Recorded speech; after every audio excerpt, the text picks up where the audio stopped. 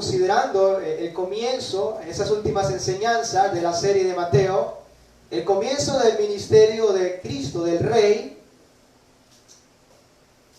El ministerio de Cristo en medio de una humanidad caída de pecado, en medio de una humanidad que enfrenta las grandes consecuencias de su pecado. El pueblo que andaba en tinieblas, dice la Escritura, vio gran luz. Cristo es aquella luz, el Rey es aquella luz que vino a traer esperanza a la humanidad caída, a la humanidad perdida. Hemos visto ese ministerio, ese comienzo de ese ministerio de nuestro Señor, de nuestro Rey. Hemos hablado sobre la predicación del Rey, la predicación de Cristo, el mandato al arrepentimiento. Él llama, ordena a todos los hombres que se arrepientan, porque el reino de los cielos prometido se ha acercado. Pero también estuvimos considerando hace poco la última enseñanza acerca de que el Señor hace un llamado a unos pescadores. Y el llamado es para serles instrumentos por medio de los cuales el Evangelio y la palabra o el Evangelio de salvación va a llegar a aquellos que no han sido salvos. Los pescadores de hombres, aquellos instrumentos que el Señor llama, y que en este caso por ende somos todos nosotros, para proclamar su palabra, para proclamar su verdad, para beneficio de aquellos que aún no han creído, para salvación a aquellos que aún no han creído. Pero ahora, en esta mañana, quiero que nos dediquemos en esos últimos versículos del capítulo 4 de Mateo. Y vamos a considerar en detalle, un poco más en detalle, lo que es el ministerio y lo que fue el ministerio del Rey, de nuestro Señor Jesucristo. Y por eso el tema es el ministerio del Rey y Salvador. Vamos a considerar tres verdades de estos versículos, hermanos, los cuales estamos allí. Vamos a considerar tres verdades sobre el ministerio de Cristo. Y sobre estos versículos vamos a dividirlo en tres partes, estos versículos de Mateo 4, versículo 23 al versículo 25. Así que presten atención, les voy a dar el bosquejo para que los recordemos. En primer lugar, las características del ministerio del Rey. Las características del ministerio del Rey. En segundo lugar, consideraremos la extensión de su ministerio, cómo se extiende ese ministerio. Y en tercer lugar, consideraremos la respuesta del pueblo a su ministerio. Cómo responde el pueblo al ministerio y a la obra de la persona de Cristo. Las características del ministerio del Rey y la extensión de su ministerio. En tercer lugar, la respuesta del pueblo a su ministerio. ¿Cómo respondieron? Y por ende, también debe ser nuestra respuesta. Eso necesitamos también nosotros saberlo, ya que recuerden que Mateo está escribiendo este libro a una audiencia en particular, mayormente judía, y les está exponiendo y mostrando que Jesucristo es el Rey prometido. No debían de esperar a otro. El Rey ya había venido, el Rey vino. Y es Jesucristo, y es por eso que Él anuncia la genealogía y demuestra mucha evidencia que Él es el Salvador, que Él es el Redentor prometido. De modo que deben poner su confianza en Él y deben esperar en Él para salvación. Y deben oír su voz, su palabra, deben prestar atención a lo que Él ha dicho. Porque Él no es un falso Mesías, sino el verdadero ¿qué? El verdadero Mesías. Y hay de ellos, y también hay de nosotros, si ignoramos a este Rey. Entonces, todo lo que encontramos acá también aplica a nosotros. Es una enseñanza y se nos está mostrando a este Señor, a este Rey, a este Salvador. Y debemos disponernos para recibir la enseñanza. Así, hermano, vamos a mirar en primer lugar las características del Rey. Las características del Rey las encontramos en el versículo, las características del ministerio del Rey las encontramos en el versículo 23. Y vamos a considerar tres características que encontramos aquí del ministerio del Rey, de nuestro Señor Jesucristo. La primera que vamos a considerar es la enseñanza, el versículo 23. Recorriendo Jesús toda Galilea Y recorrió Jesús toda Galilea, enseñando en las sinagogas de ellos y predicando el evangelio del reino y sanando toda enfermedad y toda dolencia en el pueblo. Hay tres características aquí del ministerio de Cristo. La primera que vamos a considerar es la enseñanza del Rey. La segunda que vamos a considerar, la segunda característica, la predicación del Rey. La predicación del Rey. Y la tercera, las obras mesiánicas, o las sanidades o los milagros, en este caso, del Rey. La enseñanza, la predicación y las obras, los milagros, las obras mesiánicas, las sanidades, que realmente es lo que nos muestra este versículo. Así que veamos la enseñanza, y de pronto usted dirá, pero la enseñanza y la predicación no son lo mismo. Y vamos a considerar que no es exactamente lo mismo. Hay ciertas distinciones. Cristo predicó, pero Él también enseñó. Y espero que podamos salir de este lugar teniendo claro lo que es la enseñanza y lo que tiene que ver con la predicación. Así que veamos en primer lugar lo que es la enseñanza. Aquí encontramos, en versículo número 23, que Jesús recorre toda Galilea, enseñando a quienes. ¿Enseñando dónde? En las sinagogas de qué. Y aquí encontramos esta palabra, enseñar, enseñando. Jesús estaba enseñando. Y esto, hermanos, nos muestra algo de Cristo. Le decía en la enseñanza anterior que Cristo llama a los discípulos y les dice, o a aquellos pescadores, y Él les dice, venid en pos de mí, yo os haré pescadores de hombres. Y considerábamos que la acción de Cristo allí es la acción y el trabajo de un maestro que estaba llamando a personas, en este caso a pescadores, para prepararlos, para equiparlos, y esto lo hace ¿quién? Un maestro. Yo los haré pescadores de hombres. Y esa es una de las verdades que encontramos en el ministerio de Cristo. Jesucristo como maestro, Él como maestro, alguien que enseña, alguien que está dando una enseñanza, comunicando verdades bíblicas, comunicando la revelación, en este caso por Dios. Hay una profecía de Isaías 55, y yo quiero leérsela. Isaías 55, esto es referente al Mesías prometido, y esto anuncia que esto haría el Mesías, y hará el Mesías. Isaías 55:4 dice, aquí yo lo di por testigo a los pueblos, y por jefe y por maestro a las ¿qué? A las naciones. De modo que las profecías del Antiguo Testamento prevían, anunciaban de antemano que el Mesías sería también un ¿qué? Sería un rey, sería un profeta, pero también sería un ¿qué? Un maestro que enseñaría, instruiría, y aquí dice, por maestro a quienes, a las naciones. Eso incluye aún a nosotros los gentiles, incluye aún a nosotros los gentiles. La palabra enseñar que encontramos ahí, o enseñando, viene de un verbo griego llamado didasco, que tiene que ver con instruir, aprender o dar instrucciones. Y le voy a empezar a dar lo que significa la enseñanza y lo que significa la predicación, para que empecemos a afirmar nuestras mentes respecto a lo que es el significado y la diferencia de la enseñanza y de la predicación. Presten atención a lo siguiente. La predicación es el anuncio de un mensaje específico, resumido, corto, publicado, mientras que la enseñanza es la explicación más detallada. La enseñanza es la explicación de la revelación de una manera más detallada, sistemática, ordenada, y está dirigida a un grupo en especial, principalmente en lugares privados, como en este caso vemos acá que Cristo está enseñando ¿dónde? En las sinagogas. Las sinagogas eran salones que habían sido construidos.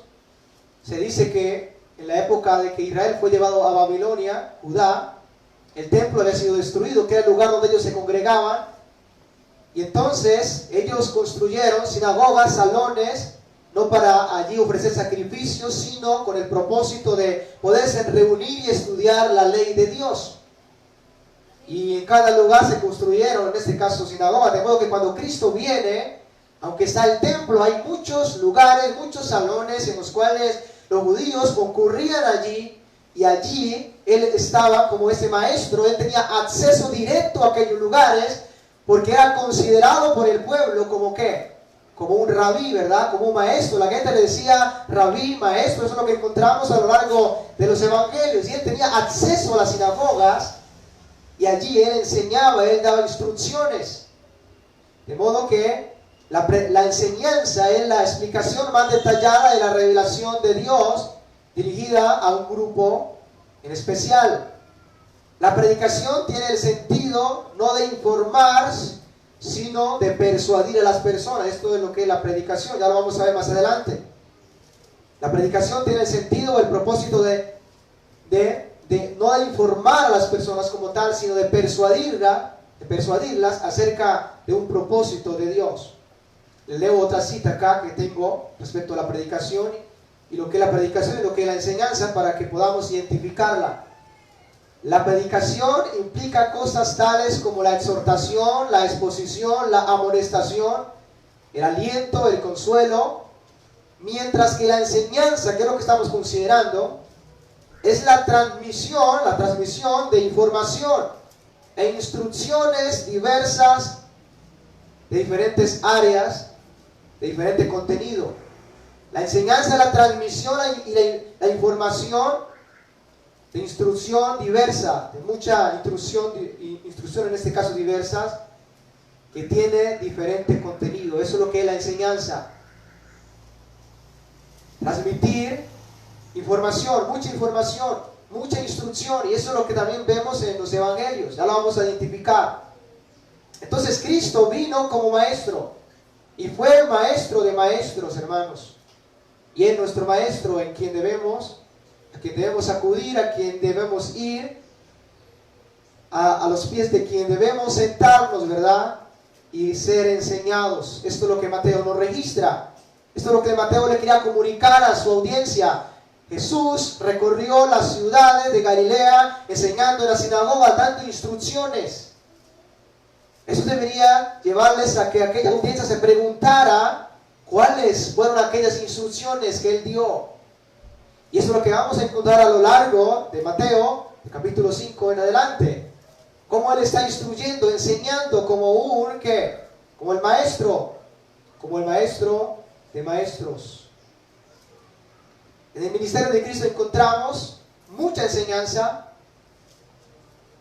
encontramos muchos sermones, ahí mismo en Mateo, muchos sermones, encontramos muchas parábolas, aún encontramos profecía, Mateo 24, y aún más, ahí en el libro de Mateo, mucha profecía.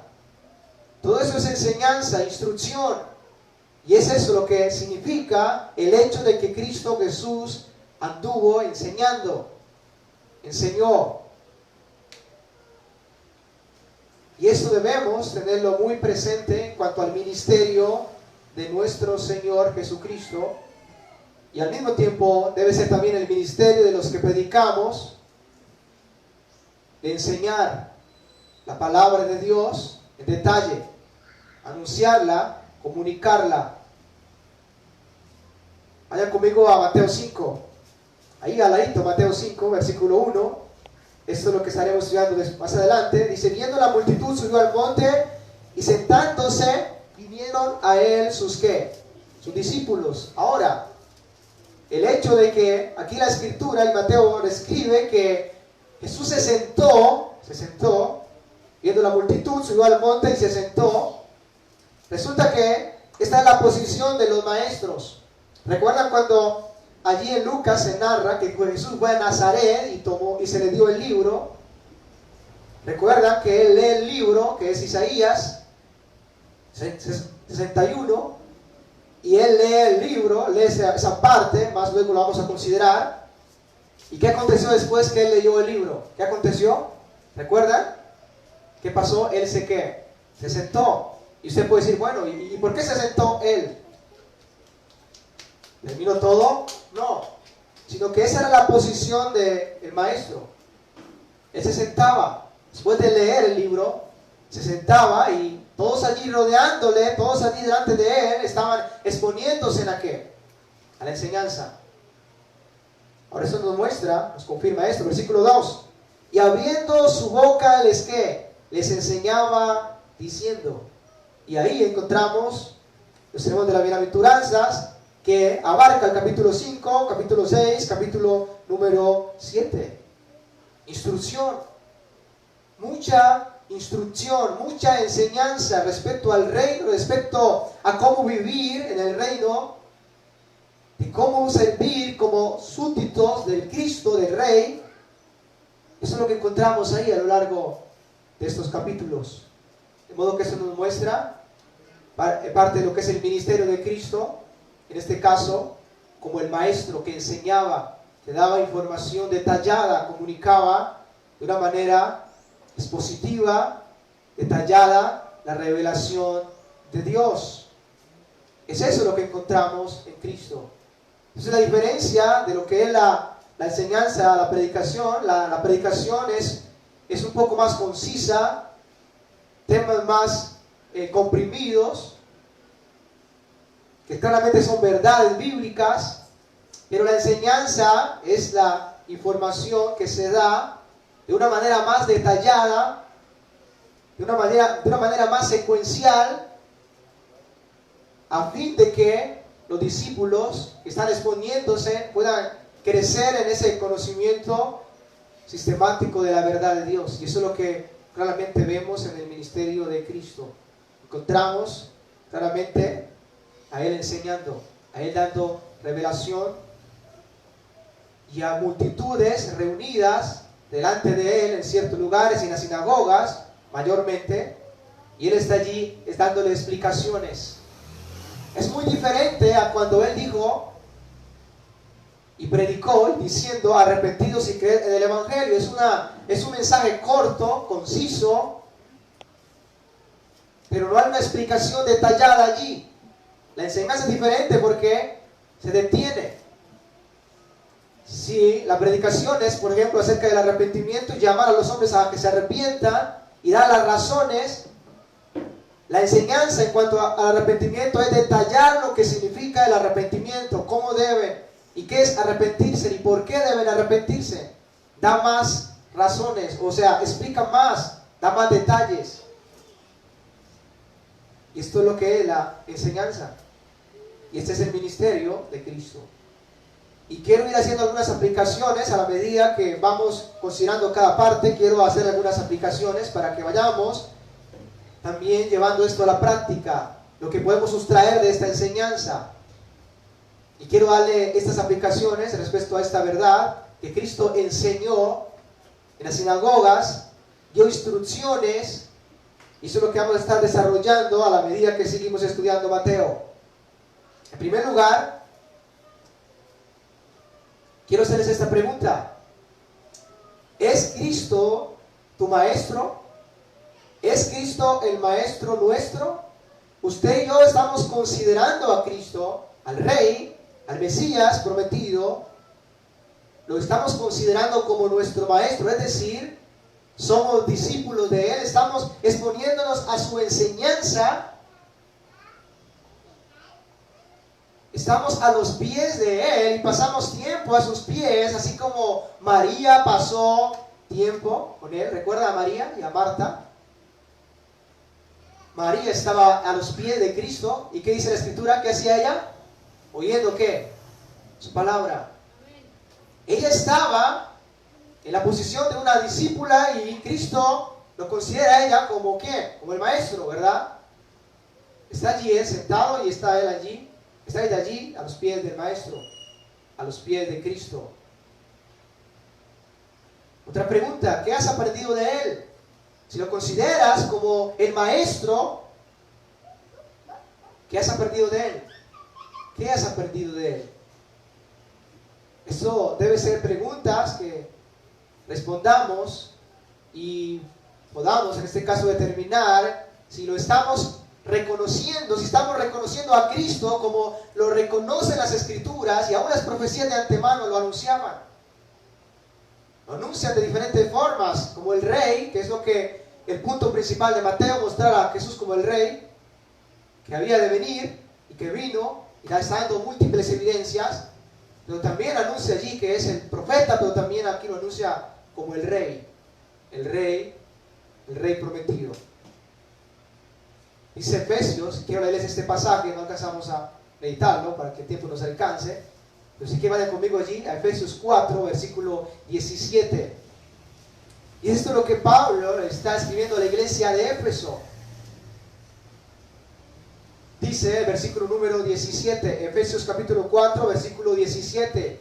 Esto pues digo y requiero en el Señor, que ya no andéis como los otros gentiles, que andan en la vanidad de su mente, teniendo el entendimiento entenebrecido. Esta es la condición de todo ser humano por naturaleza. Pero Cristo vino precisamente a librarnos, ¿verdad? Eso es lo que vemos en Mateo 4, versículo número 16. El pueblo sentado en tinieblas vio ¿qué? Gran luz. Dice la palabra, teniendo el entendimiento entenebrecido, ajeno de la vida de Dios por la ignorancia que en ellos hay, por la dureza de su corazón. Dice a continuación, los cuales, después que perdieron toda sensibilidad, se entregaron a la lascivia para cometer con evidencia toda clase de impurezas. Pero vea lo que dice a continuación. Mas vosotros, dígase bien, mas vosotros, iglesia de Corinto, o iglesia de Sinacota, mas vosotros no habéis aprendido así ¿a quién? A Cristo. ¿Y qué dice a continuación? Si en verdad le habéis oído y habéis sido por él ¿qué? Enseñados. Por Cristo enseñados, conforme a la verdad que está en ¿quién? Jesús.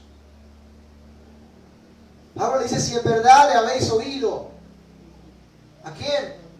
A Cristo, ¿verdad?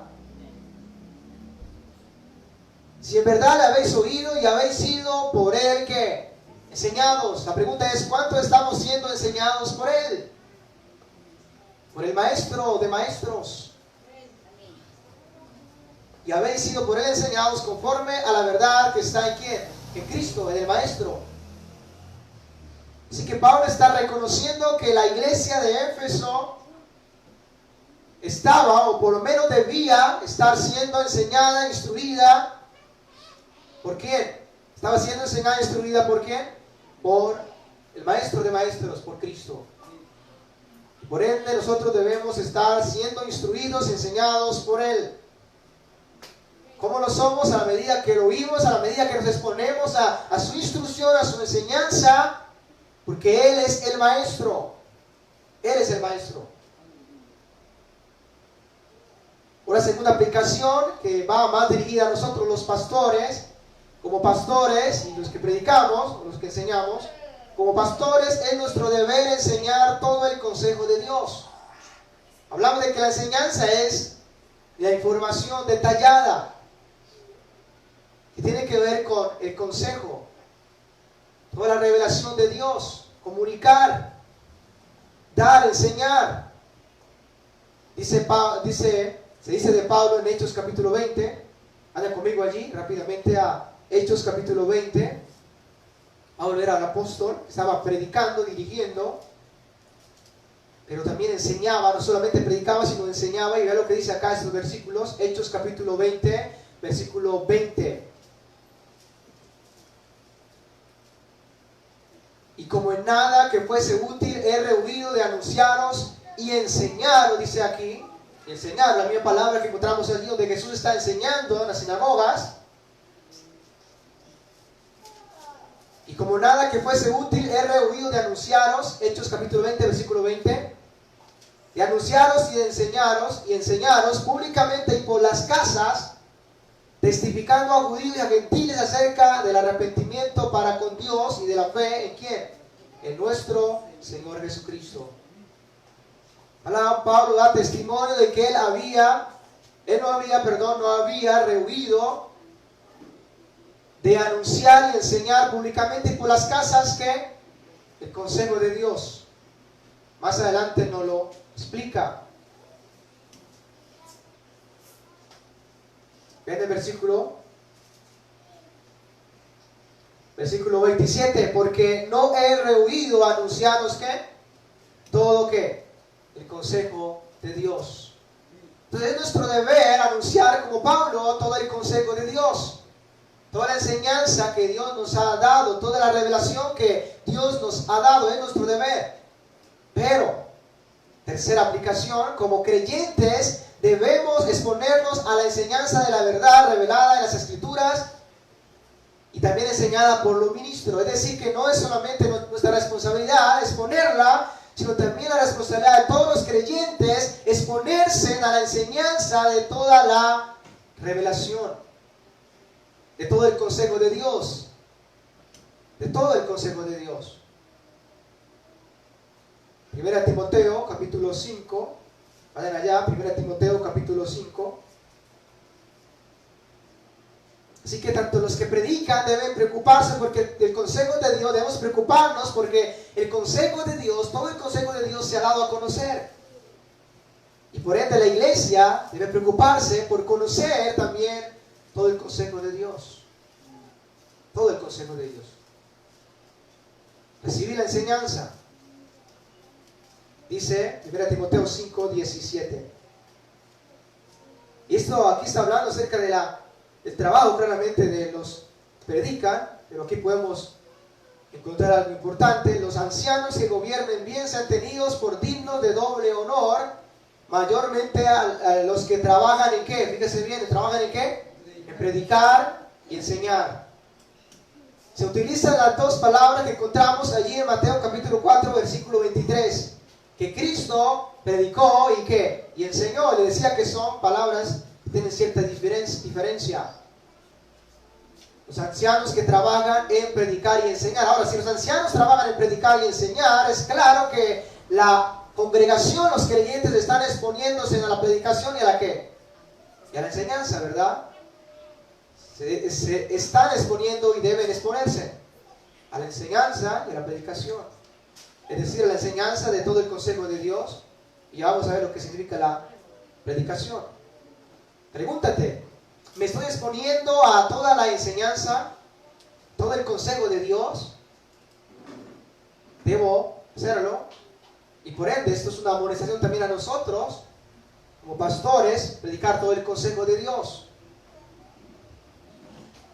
Ojalá en detalle, mis amados hermanos, como lo hemos estado haciendo en el Evangelio de Mateo, buscando considerar estas verdades a profundidad y sustraer todo lo que está allí revelado acerca de la persona de Cristo y su obra. Quizás nos parezca como algo no tan fácil de llevar, pero necesitamos exponernos a la enseñanza detallada de lo que aconteció. Es necesario, como también lo es la predicación. Las dos cosas son necesarias. Necesitamos conocer en detalle la revelación que Dios nos ha dado.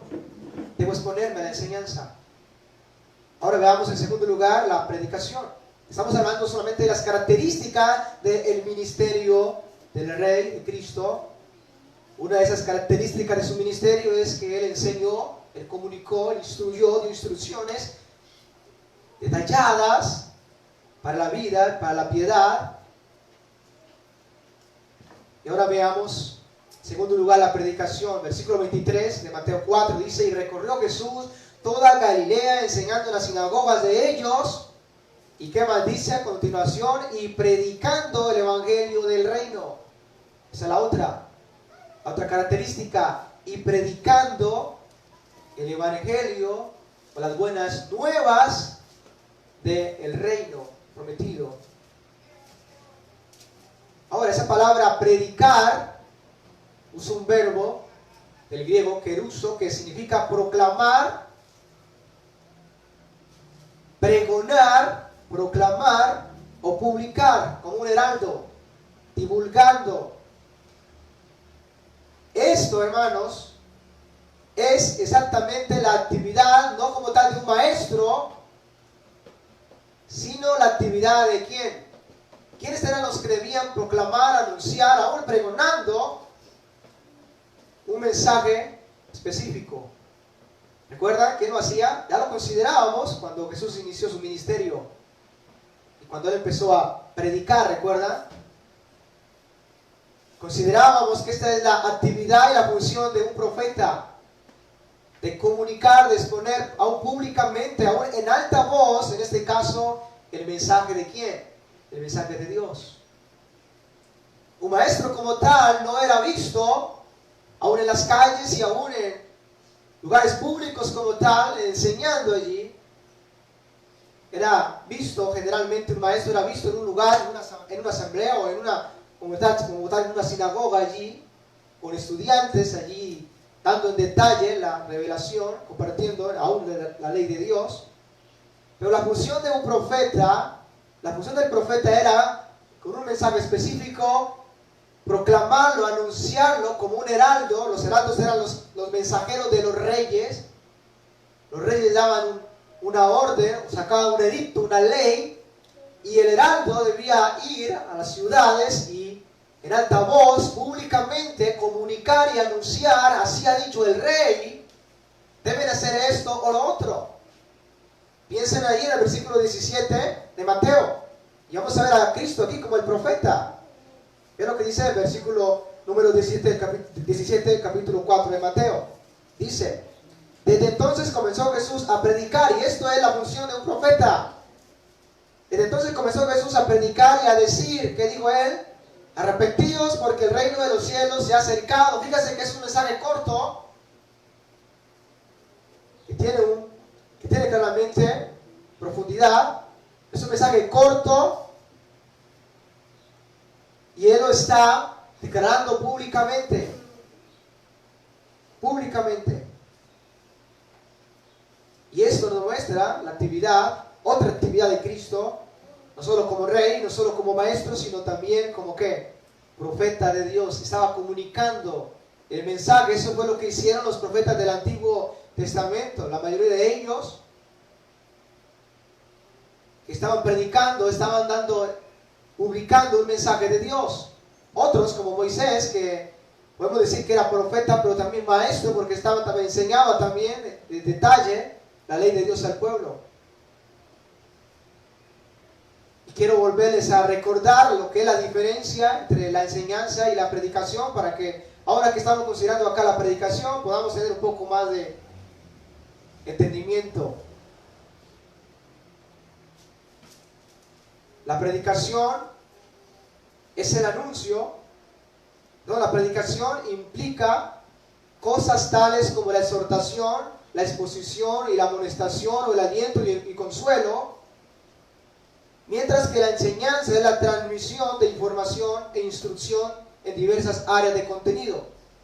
Ahí podemos ver la diferencia. La predicación tiene exhortaciones.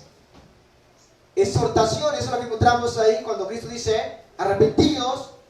Está mostrando su condición de pecado, está exponiendo el mensaje de Dios, está amonestando y llamando a los hombres que en este caso que se arrepientan.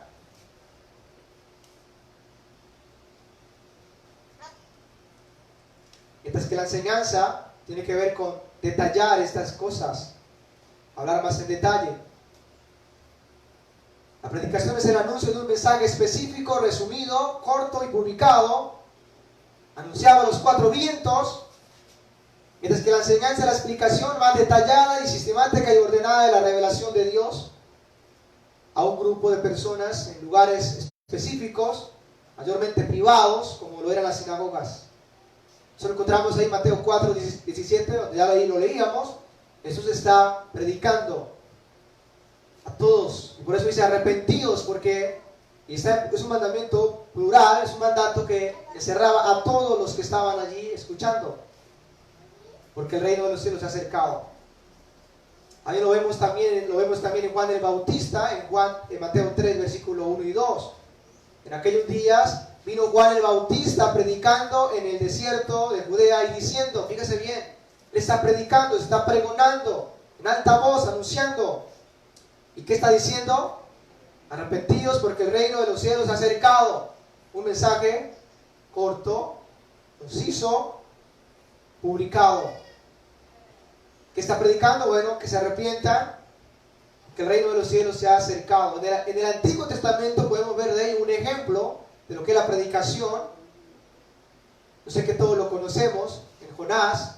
¿Recuerdan cuando Dios envía a Jonás? Y dice Jonás 3:4, y comenzó Jonás a entrar por la ciudad, camino de un día, y predicaba diciendo. de aquí a 40 días Nínive será ¿qué? Destruida. Él estaba predicando, estaba anunciando en alta voz un mensaje específico, concentrado, resumido, y es 40 días, de aquí a 40 días Nínive será destruida. Y eso tiene muchas implicaciones.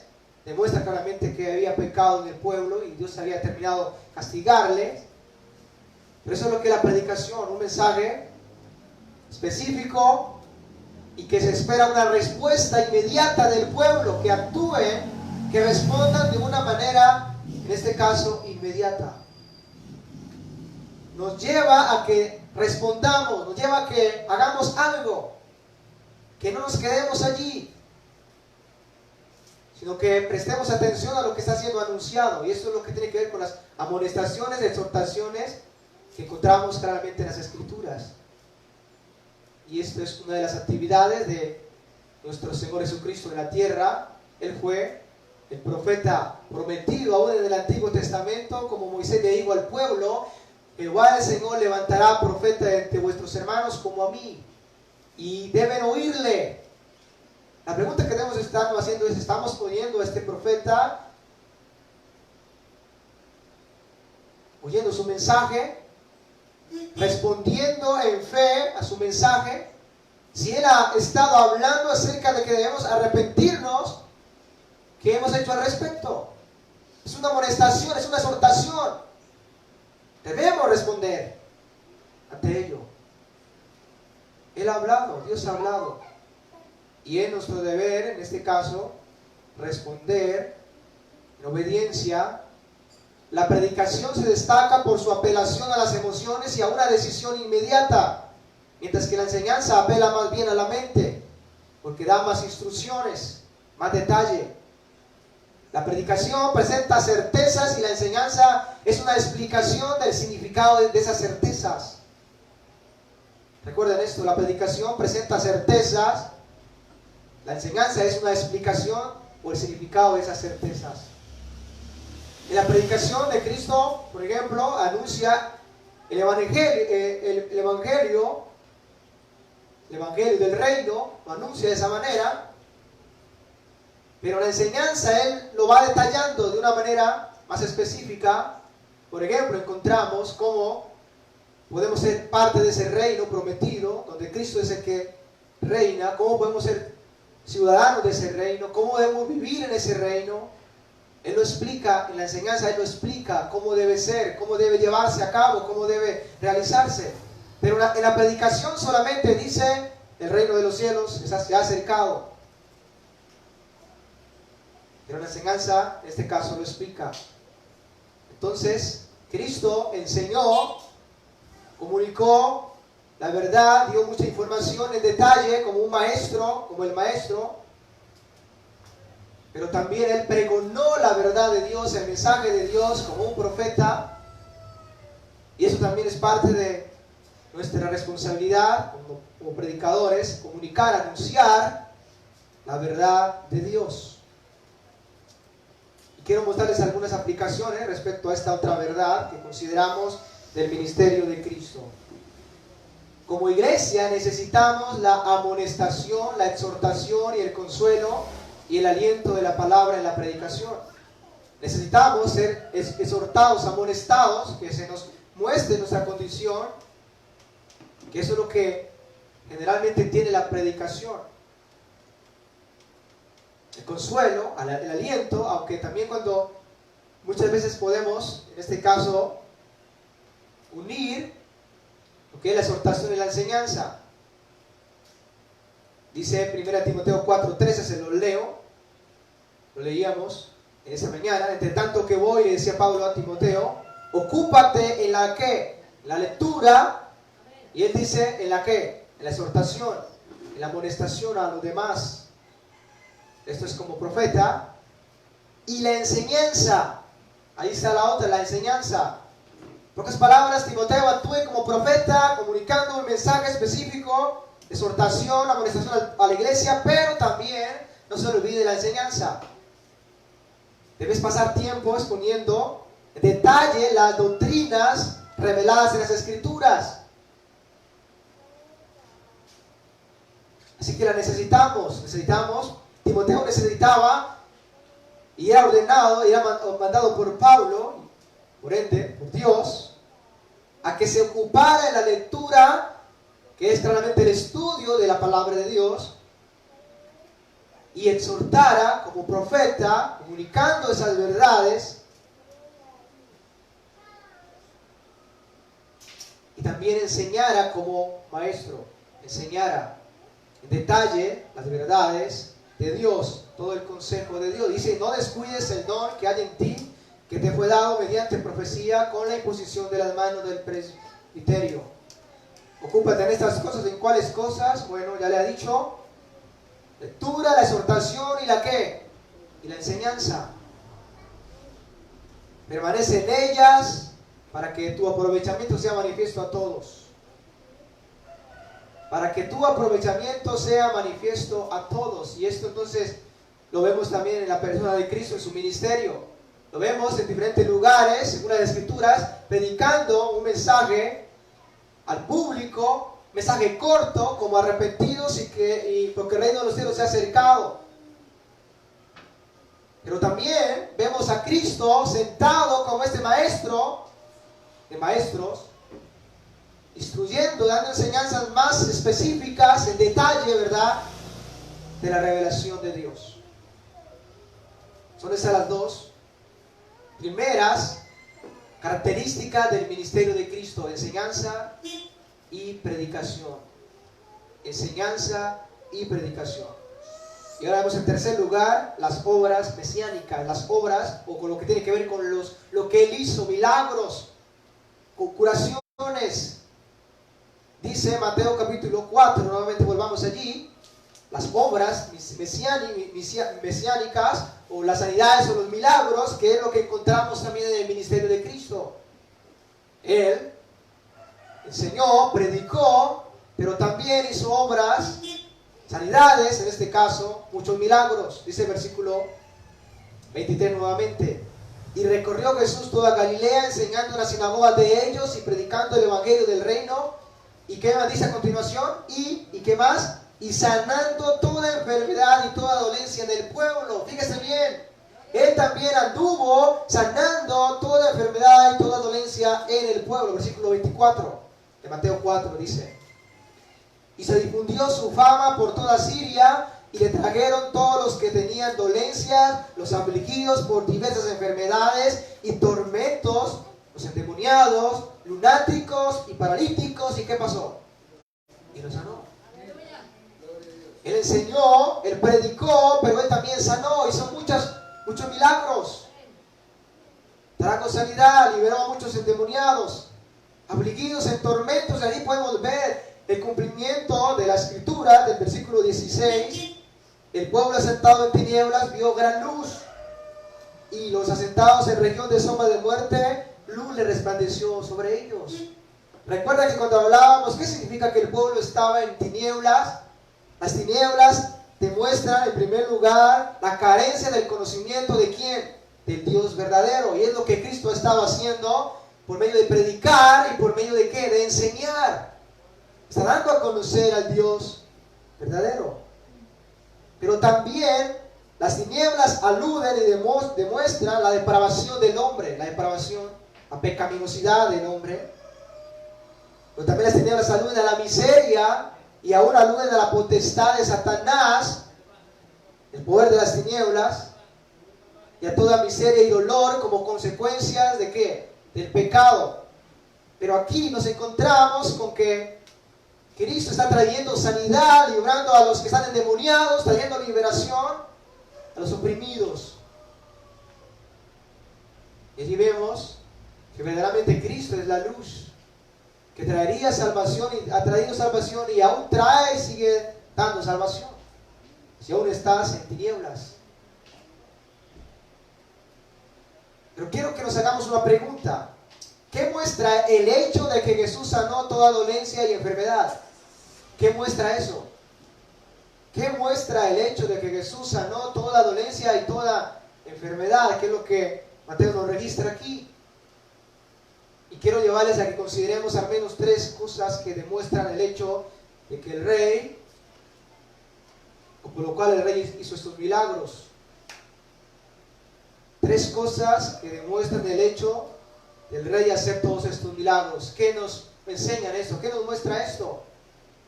¿Qué dicen acerca de Cristo? Podríamos también preguntarnos, ¿qué nos muestra el hecho de que Cristo hizo todas estas cosas, milagros, sanidades? Y vamos a mirar una primera verdad que se nos muestra al considerar los milagros que Cristo hizo. Y la primera, mis hermanos, es que nos muestra el poder de Cristo. Nos muestra el poder de Cristo, el poder del Rey. Vean lo que dice Mateo capítulo 13. Vayan ahí conmigo, Mateo capítulo 13. Mateo capítulo número 13. Vamos a comprobar que eso es lo que demuestra el milagro, lo que Jesús hizo, lo que demuestra aún de Él. Mateo capítulo 13, versículo número 54. Y ve lo que dice acá. Él ha estado en Nazaret, versículo 53.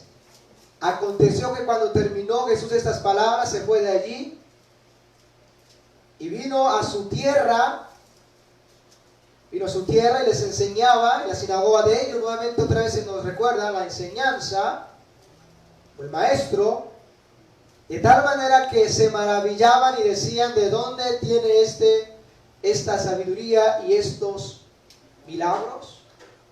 La palabra milagros se traduce en el griego dunamis, que significa poder. Es la misma palabra que se utiliza en Romanos 1:16 al decir que el Evangelio es poder de Dios, dunamis, poder de Dios para salvación. De modo que aquí se alude se muestra que, y aquellas personas se preguntan de dónde tiene esa sabiduría, y qué más reconocían ellos que había en Cristo, esos milagros, o por así traducirlo mejor al original, es este poder. Terminaría diciendo de la siguiente manera: ¿de dónde tiene esta sabiduría y este poder? Este poder, por medio del cual claramente los milagros se llevan a cabo. Obras sobrenaturales acontecen, paralíticos son levantados, personas endemoniadas con espíritus inmundos son librados. Toda dolencia, toda enfermedad.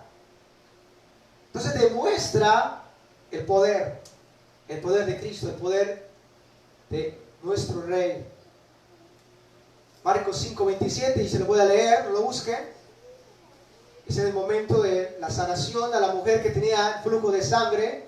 Cuando oyó hablar de Jesús, cuando la mujer escucha hablar de Jesús, vino por detrás y entre la multitud y tocó su manto, porque decía: si tocare tan solamente su manto, seré salva. Y enseguida la fuente de su sangre se secó, y sintió en el cuerpo que estaba sana de aquel azote. Luego Jesús, conociendo en sí mismo el poder que había salido de él, volviéndose a la multitud, dijo: ¿quién ha tocado mis vestidos? ¿Qué salió de Cristo? Poder. Los milagros demuestran, y los milagros que Jesús hizo demuestran el poder de Cristo, el poder del Rey. En segundo lugar, muestra que Jesús es el verdadero Mesías. Los milagros demuestran que Jesús es el verdadero Mesías. Lo autentican, lo declaran que Él es el verdadero Mesías, el verdadero Salvador. Ahora, quiero que vayan conmigo a Lucas 7. Vayan conmigo a Lucas 7. Vamos a ver algo importante aquí. Juan el Bautista está en prisión.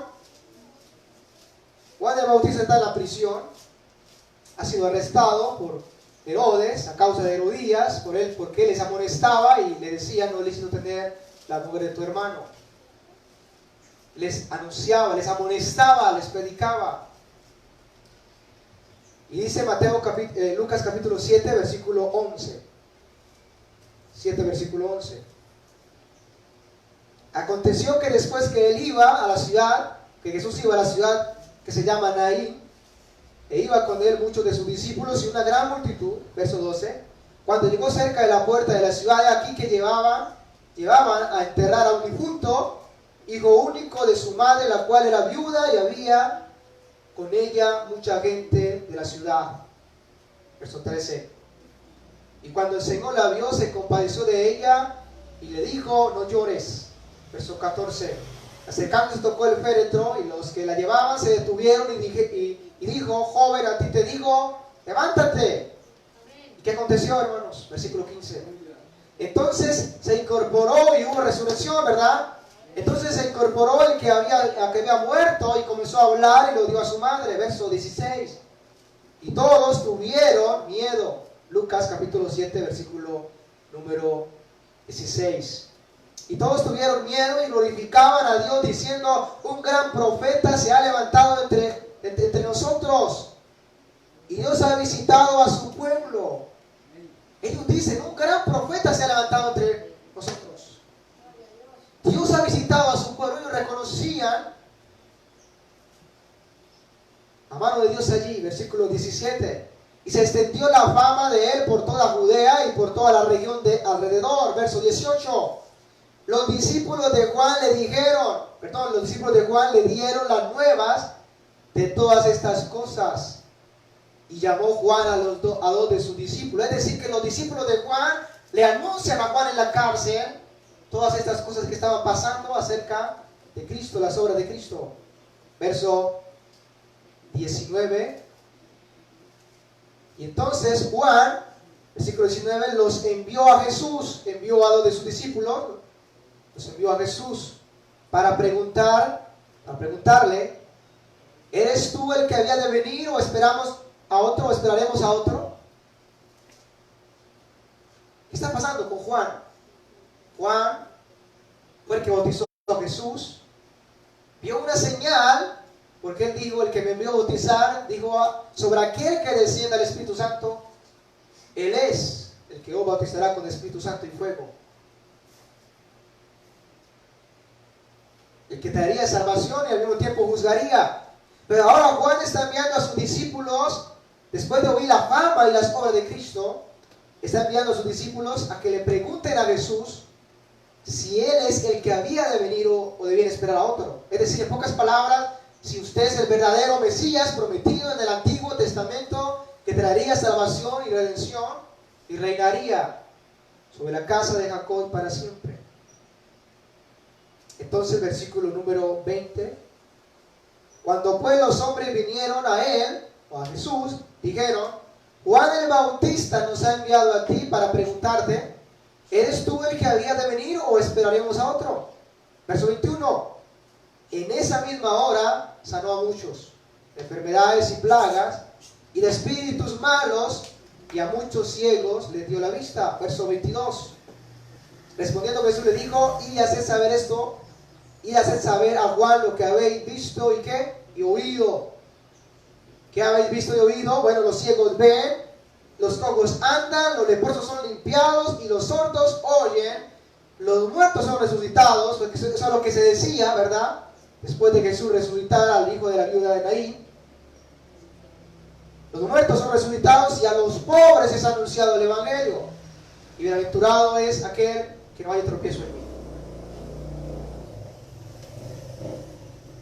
Juan, el Bautista, enviado, y él quiere una respuesta de Cristo. Si él es el verdadero Mesías que había de venir, porque aquí se puede considerar que hay cierta duda en Juan Bautista. Quizás es probable que Juan estaba considerando que Jesús haría otras cosas de más, de pronto traer un juicio inmediato a los enemigos, instaurar el reino quizás que haya sido prometido. Y hay ciertas dudas en Juan. Él le envía a preguntar a Jesús si verdaderamente era el que había de venir. ¿Es verdaderamente el Mesías o eres algún farsante? Pero Jesús no le dice: sí, yo soy el verdadero Mesías. No, él no le dice: yo soy el verdadero Mesías. No le dice así. Como se lo dijo la mujer samaritana. ¿Recuerdan cuando ella dijo: cuando venga el Mesías, él nos va a enseñar todas las cosas, nos va a aclarar? Fíjese bien ahí. La mujer samaritana sabía que cuando el Mesías viniera, ¿él qué iba a hacer? Él iba a declarar todas las cosas, iba a ¿qué? A enseñar, iba a revelar la verdad. Parte de lo que estamos considerando, hemos considerado, Cristo vendría a enseñar, a revelar verdad, instruir. Pero Jesús no le responde a Juan, no le dice, por medio de los discípulos, no le envía a decir, sí, yo soy, con sus palabras, sino que Jesús le muestra, es por sus obras, por sus acciones, que Él es el verdadero Mesías que había de venir y que no debían de esperar a ¿qué? A otro. Lo demuestra, o lo muestra, o Él responde sí, pero no con sus palabras, sino por ¿qué? Por medio de sus hechos, y le dice a los discípulos de Juan, vean lo que he hecho y cuéntale a Juan lo que he oído. Y de hacer saber a Juan lo que habéis visto y oído. Los ciegos ven, los cojos andan, y los leprosos son limpiados, los sordos oyen, y los muertos son resucitados, y a los pobres es anunciado el Evangelio. Cuéntale eso a Juan, dígale eso a Juan, infórmale a Juan sobre esto. La pregunta es, ¿por qué? ¿Acaso estos milagros estaban autenticando y siendo evidencia de que Cristo Jesús era el verdadero Rey prometido? ¿Acaso es que los milagros están autenticando y demostrando que Él es verdadero, que Él es el verdadero Mesías? Si decimos que sí, entonces ¿por qué? ¿Por qué? ¿Por qué? Y la respuesta es porque las profecías del Antiguo Testamento anunciaban, así como anunciaban de que el Mesías sería un maestro, sería un profeta y al mismo tiempo el rey, sacerdote, sumo sacerdote. También las profecías anunciaban de antemano las obras que llevaría a cabo ¿quién? El Mesías. Y al Jesús mostrarle esas obras y enviarle a Juan con sus discípulos la información, estaría confirmándole a Juan que Él era el verdadero Rey. Vaya conmigo a Isaías 61, Isaías capítulo número 61. Isaías capítulo número 61, versículo 1 y 3.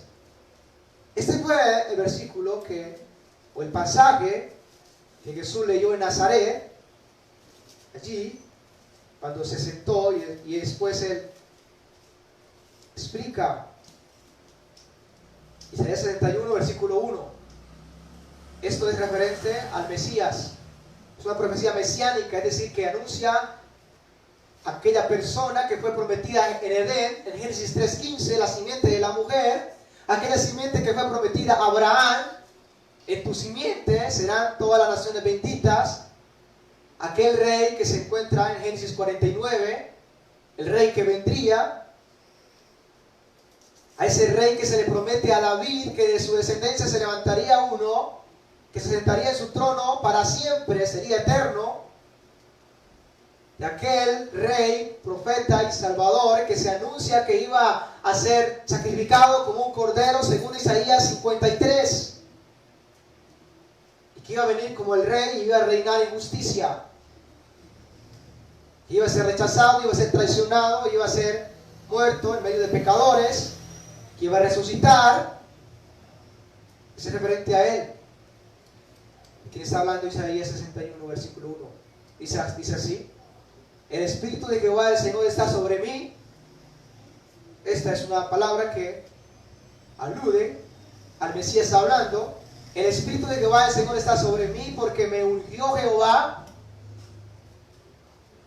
Esto lo podemos ver en Mateo 3, cuando es bautizado. El Espíritu Santo viene sobre él. Me ungió Jehová, me ha enviado a predicar buenas nuevas a quienes, a los abatidos. Eso tiene que ver con las obras del Mesías, a vendar a los quebrantados de corazón, a publicar libertad a los cautivos y a los presos apertura de la cárcel, a proclamar el año de la buena voluntad de Jehová y el día de la venganza de quién, del Dios nuestro, a consolar a todos los enlutados y a ordenar que a los afligidos, esto es lo que estaba pasando en el pueblo de Sion, se les dé gloria en lugar de ceniza, óleo de gozo en lugar de luto, Eso es lo que traía las obras de Cristo. Eso es lo que se anuncia que iba a ser el Mesías prometido. Manto de alegría en lugar del espíritu angustiado, y serán llamados árboles de justicia, plantío de Jehová para gloria suya. Ahora, Lucas capítulo 4, versículo 20. Vamos allí. Lucas capítulo 4, versículo 20. Dice, Cristo ha citado este pasaje. Lucas capítulo 4, versículo 20. Allí en el versículo 18 él empieza a, versículo 17 dice, se le dio el libro del profeta Isaías, y habiendo abierto el libro, halló el lugar donde está escrito, verso 18, y nuevamente lo que leíamos allí, 61. Mateo, en Lucas 4, 18, el Espíritu del Señor está sobre mí, por cuanto me ungió para dar buenas nuevas a los pobres, me ha enviado a sanar a los quebrantados de corazón, a pregonar libertad a los cautivos, y vista a los ciegos, y a poner en libertad a los oprimidos. Fíjate bien el versículo 19. A predicar el año agradable del Señor. Pero ¿sabe una cosa? Aquí falta algo. Isaías 61, lo leíamos, dice, a predicar el año agradable del Señor, y después dice, y después anunciar el día de la venganza. Pero ahí no está. Aquí Jesús nos cita esa otra parte del versículo que dice, el día de la venganza del Dios. ¿Por qué lo hizo? La respuesta más bíblica es porque Él venía a anunciar primeramente la buena voluntad de Dios. En su segunda venida vendrá a juzgar también al mundo como el Rey, que se sentará en su trono de gloria y juzgará a todas las naciones. Pero vean lo que dice el versículo 20. Y enrollando el libro, lo dio al ministro y se sentó, ahí donde les decía esta mañana, comienzo, se sentó. No es porque todo se terminó, ¿no? Él se sentó allí, que era la posición de un maestro, para empezar a explicar, y los ojos de todos en la sinagoga estaban fijos en él. Todos los que estaban sentados, o por así decirlo, todos los congregados estaban como sus ojos puestos en él. ¿Qué va a decir? ¿Qué nos va a enseñar? ¿Qué nos va a explicar? ¿Sabe? Esa debería ser la posición de todos vosotros. Atentos. ¿Qué nos va a enseñar? ¿Qué nos va a explicar? El maestro, no yo, sino el quien dio su palabra, que reveló su palabra. Dice a continuación, verso 22, versículo 21, y comenzó a decirles, hoy se ha cumplido esta escritura delante de ¿qué? De vosotros. ¿Qué ha dicho el Señor? Esta escritura que anuncia aún las obras del Mesías se ha cumplido ¿qué? En vosotros. Y es eso. Los milagros de Cristo confirman que Él es el que había sido prometido en el Antiguo Testamento. Y lo que Mateo está haciendo al registrar esos milagros es mostrarle a su audiencia que conocían el Antiguo Testamento, esperaban claramente que el Mesías iba a hacer tal cosa, está mostrando y dándoles evidencias de que no hay otro Salvador, sino solamente Cristo. Y es en Él en que deben poner su esperanza y su confianza. Isaías 35, versículos 5 y 6, se los leo. Entonces los ojos de los ciegos serán abiertos y los oídos de los sordos se abrirán. Entonces el cojo saltará como un ciervo, un animal, que salta, que es ágil, y cantará la lengua del mudo, porque aguas serán cavadas en el desierto y torrentes ¿en qué? En la soledad. El contexto alude al futuro glorioso prometido a Israel de mano del Mesías, el Dios que los visitaría. ¿Y qué anuncia? Milagros. Milagros como los que claramente estamos considerando, toda clase de enfermedad y toda dolencia, y más adelante Mateo nos va a dar más detalle de lo que hizo, y entre ellos los ciegos, cómo son resucitados los muertos, cómo los mudos terminan hablando, los paralíticos son ¿qué? Levantados. Todo esto para decirles que las obras, los milagros, confirmaban y autenticaban, en este caso, que Cristo era rey Jesús, desde Nazaret, nació en Belén, era y es el rey prometido, el redentor, el salvador, en quien por cuya causa somos salvos.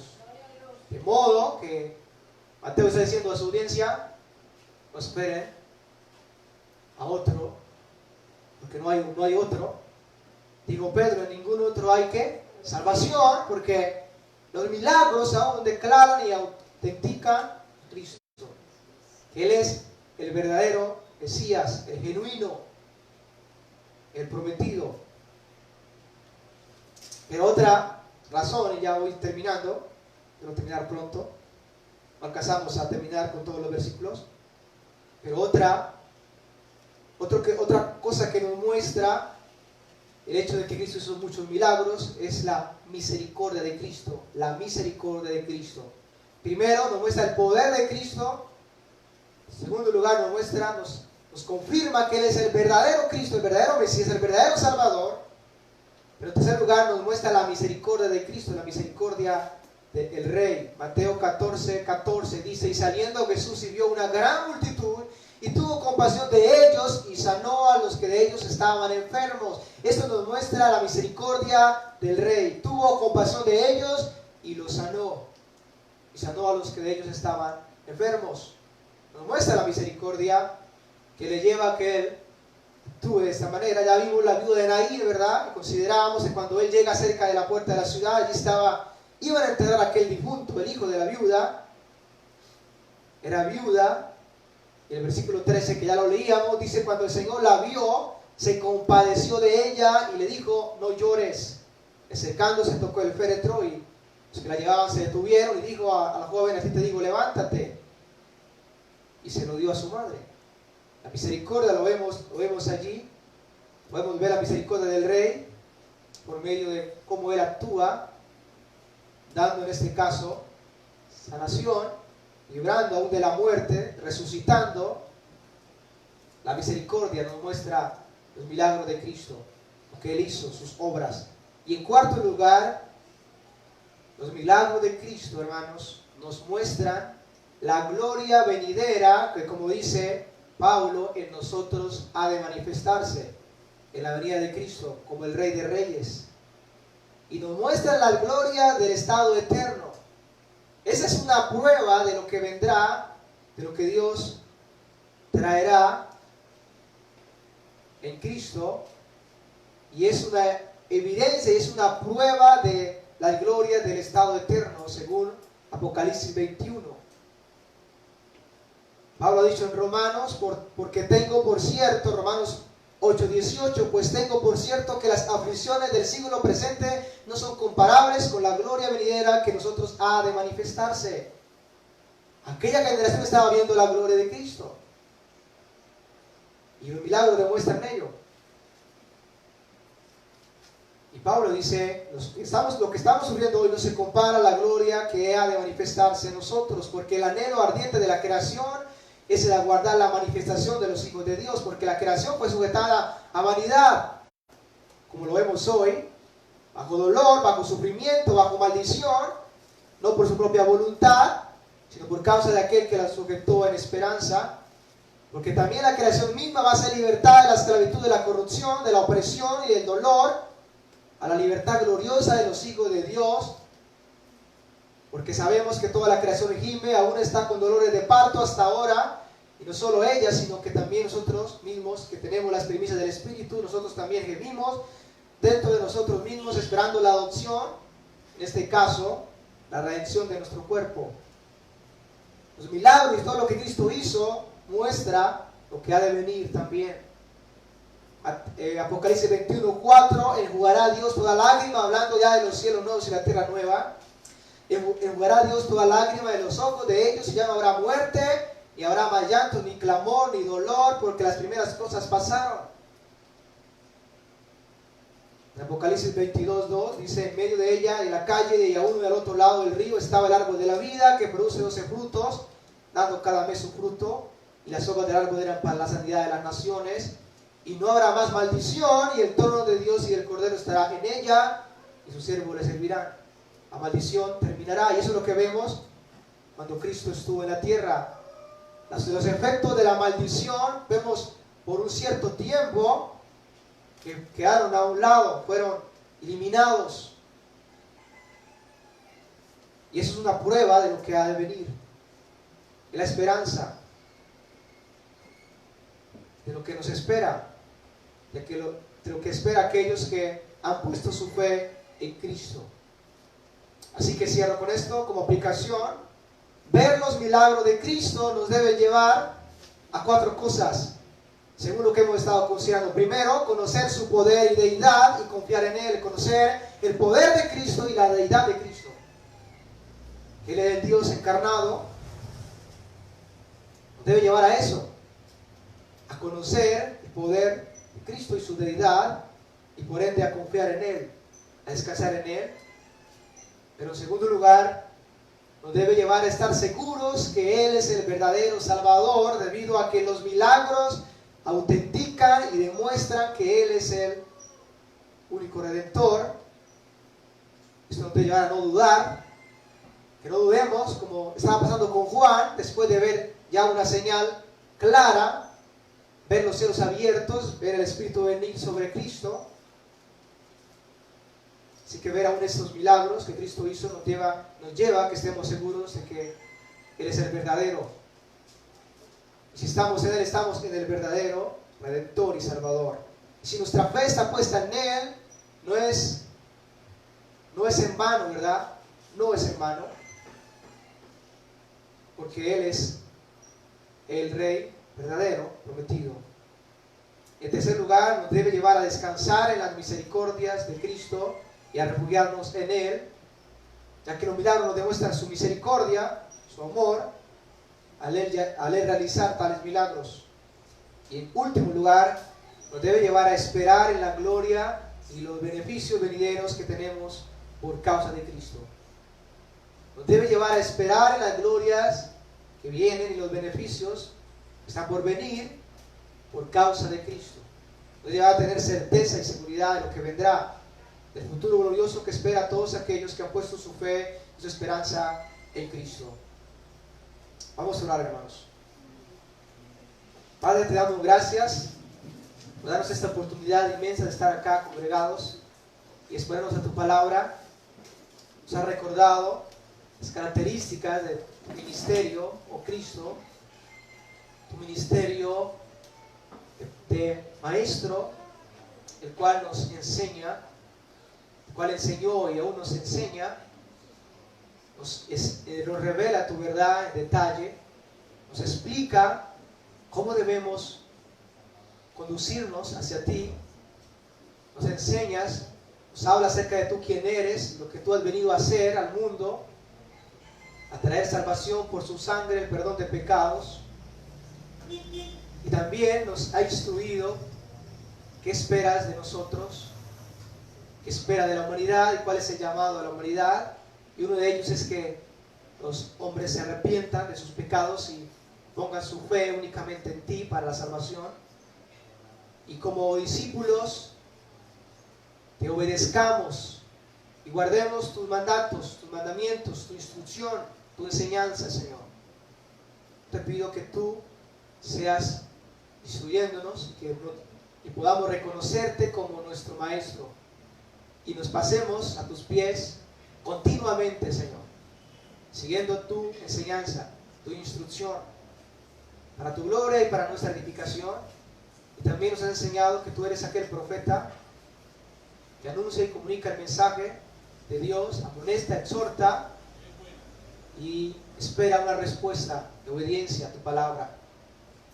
Oh Señor, también nos recuerdas los milagros y todas las obras que hiciste, sobrenaturales, que nos demuestran el poder que hay en ti, amado Cristo, la gracia que hay en ti, la misericordia que hay en ti, y aún habla acerca de la verdad que está en ti, oh Señor, y anuncia lo que ha de venir, anuncia lo que tú has de traer sobre tu pueblo. Gracias, Señor, por darnos y permitirnos ver esas facetas de tu ministerio y poder ver lo que tú has venido a hacer hace más de 2000 años lo cual nos beneficia y nos beneficiará para siempre.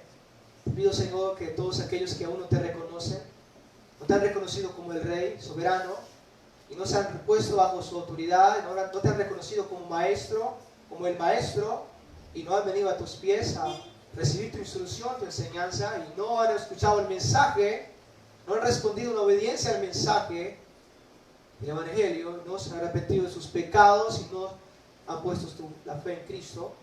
Yo te pido, Señor, por ellos, para que tú les permitas, les dé la fe, para que ellos puedan reconocerte como ese Rey, como ese Maestro, como ese Profeta, como ese Redentor, como ese Salvador, y sean salvos y sean libres, oh Dios.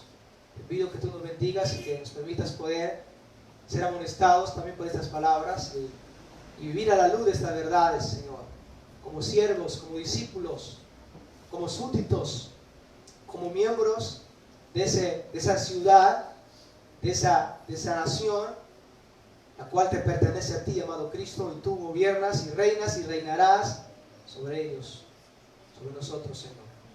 Bendíganos en esta tarde, despídanos en paz y seguridad, y te pedimos por la salud de nuestro hermano Jesús, por todos los hermanos que están enfermos en diferentes lugares, y porque tú nos sigas edificando con tu palabra y nos permitas poder darte la honra y la gloria y la alabanza desde ahora y para siempre.